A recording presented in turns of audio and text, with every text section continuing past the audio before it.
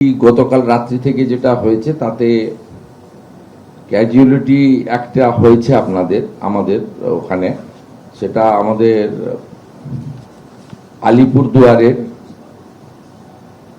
হাসিমারা এলাকার ভোলা নালা বলে একটি এলাকা রয়েছে। সেখানে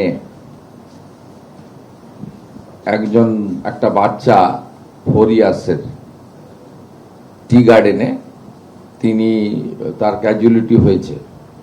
সরকারের পক্ষ থেকে 4 লক্ষ টাকা ক্ষতিপূরণ তাদের পরিবারে দেওয়ার ব্যবস্থা করেছি। বাকি আমাদের ওখানে জেলা শাসক এমপি দার্জিলিং রাজু বিস্তা তারা স্পট ভিজিট করেছেন।